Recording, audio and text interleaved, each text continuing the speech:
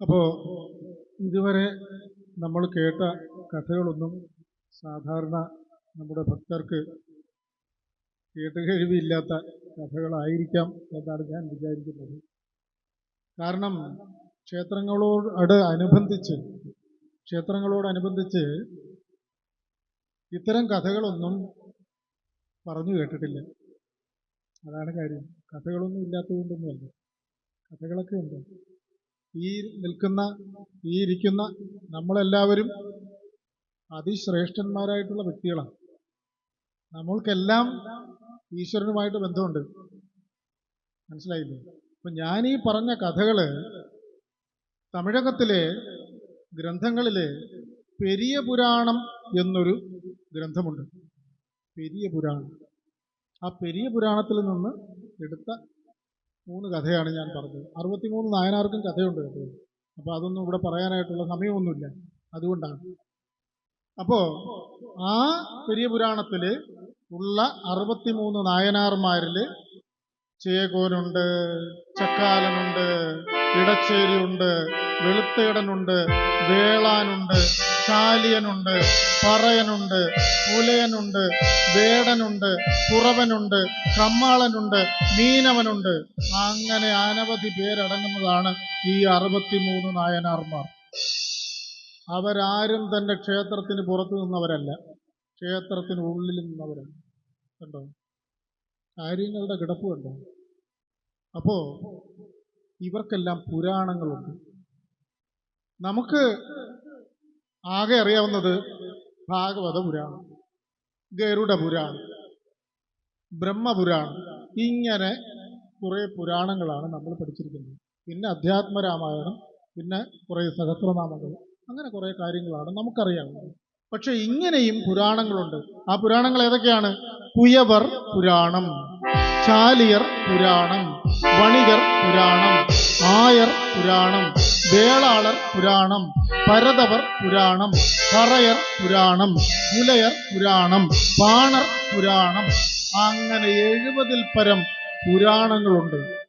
ഇതേതെങ്കിലും നമ്മൾ ഈ ക്ഷേത്രത്തിന്റെ പരിസരത്ത് കേട്ടിട്ടുണ്ടോ? അതാണ് നമ്മൾ ചിന്തിക്കേണ്ടത്. അപ്പോൾ പെരിയ പുരാണത്തിന്റെ കാലത്ത് ജാതിയില്ല, മതമില്ല, വർണ്ണമില്ല, വർഗമില്ല, ചാതുർവർണ്ണ്യമില്ല, ജാതി തിരിവുകളില്ല, പരസ്പരം അകൽച്ചയില്ല, ഉയർച്ച താഴ്ചകളുമില്ല. എല്ലാവർക്കും ഒരു മനസ്സ്, എല്ലാവർക്കും പരസ്പര സ്നേഹം. അതും വളരെ മനോഹരമായിട്ടുള്ളത്. അപ്പൊ ഇത്തരം കഥകളൊക്കെ നമ്മുടെ ക്ഷേത്രത്തിൽ പറയണ്ടേ? ഈ കഥകളൊക്കെ നമ്മൾ അറിയണ്ടേ? എങ്കിലല്ലേ നമ്മൾ പരസ്പരം അകന്നകന്ന് നിൽക്കുന്ന നമ്മൾ തമ്മിൽ ഒരടുപ്പമുണ്ടാവും, പരസ്പര ബഹുമാനം ഉണ്ടാവും. ഭാഗവതത്തിൽ നമ്മൾ നോക്കുമ്പോൾ പ്രധാനമായിട്ട് നമുക്കറിയാവുന്ന 2 കഥകളാണ് കുചേലന്റെ കഥയും അജാമിളന്റെ കഥയും. 2 ബ്രാഹ്മണ ശ്രേഷ്ഠന്മാര്. ഒരാൾക്ക് സമ്പത്തേ ഇല്ല, 27 കുട്ടികളുണ്ട്. അദ്ദേഹം കൃഷ്ണന്റെ അടുത്ത് പോയി, കൃഷ്ണൻ അനുഗ്രഹിച്ച ഐശ്വര്യം കൊടുത്തു. ആ കഥ നമ്മൾ ഏതാണ്ട് 1000 വർഷമായിട്ട് ഇവിടെ പാടുന്നു. ഏതാണ്ട് 500 വർഷമായിട്ട് ഇവിടെ ഈ ക്ഷേത്രം ഉത്സവം തുടങ്ങിയിട്ട് ഭാഗവത പുരാണത്തിൽ നമ്മളിത് കേൾക്കുകയാണ്.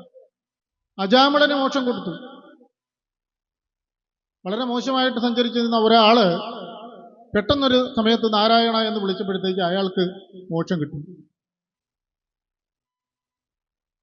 മനസ്സിലായോ? നമ്മൾക്ക് ആർക്കെങ്കിലും മോക്ഷം കിട്ടിയതായിട്ട് പറഞ്ഞിട്ടുണ്ടോ? ഒന്നാലോചിച്ച് നോക്കിയാൽ മതി. പക്ഷെ നമുക്ക് മോക്ഷം തന്ന കഥകൾ ഇവിടെ ഉണ്ട്. ആ കഥകളും കൂടി നമ്മുടെ ക്ഷേത്ര പരിസരത്ത് പറയുന്നതിനുള്ള അവസരങ്ങൾ ഉണ്ടാവണം. അതാണ് നമ്മുടെ സംസ്കാരത്തിന് ഏറ്റവും കൂടുതൽ യോജിച്ചത്. മഹതിയായിട്ടുള്ള ഔവ്വയാർ ഒരു വാക്ക് പറഞ്ഞിട്ടുണ്ട്. കുഴിയായിക്കോട്ടെ, കുന്നായിക്കോട്ടെ, വനമായിക്കോട്ടെ, നാടായിക്കോട്ടെ, ആ നാട്ടിൽ ജീവിക്കുന്ന മനുഷ്യരുടെ ശ്രേഷ്ഠതയാണ് ആ നാടിനെ ലോകത്തിന്റെ 1-ാം സ്ഥാനത്ത് എത്തിക്കുന്നത്. അവയാർ പറഞ്ഞ വാക്കാ. മുമ്പ് നമ്മൾ അവയാറിന്റെ ഒരു കഥ കേട്ടായിരുന്നു കുറച്ചു മുമ്പ്. ആ പണ്ഡിത ശ്രേഷ്ഠ പറഞ്ഞതാ, കുഴിയായിക്കോട്ടെ, കുന്നായിക്കോട്ടെ, വനമായിക്കോട്ടെ, നാടായിക്കോട്ടെ, ആ നാട്ടിൽ ജീവിക്കുന്ന മനുഷ്യർ ശ്രേഷ്ഠരാവണം. ശ്രേഷ്ഠത ഉണ്ടാവണമെങ്കിൽ എന്തു വേണം? സ്നേഹം വേണം. സ്നേഹം ഉണ്ടാവണമെങ്കിൽ എന്തു വേണം? പരസ്പരം അറിയണം. പരസ്പരം അറിയുന്നിടത്താണ് സ്നേഹം ഉണ്ടാവേണ്ടത്. അവിടെയാണ് ബഹുമാനം ഉണ്ടാവേണ്ടത്. നമ്മുടെ ഈ ഉത്സവങ്ങളൊക്കെ ഇങ്ങനെ നമ്മൾ ആഘോഷിക്കുമ്പോൾ ഇവിടെ വരുന്ന എല്ലാവരും ഒരു മനസ്സോടുകൂടിയാണ് നീങ്ങേണ്ടത്. നമ്മളെല്ലാവരും ശ്രേഷ്ഠന്മാരാണ്. നമ്മളിൽ ആരെയും തന്നെ ഒഴിച്ചു നിർത്താൻ ഒരൊറ്റ വ്യക്തി പോലും ഇല്ല.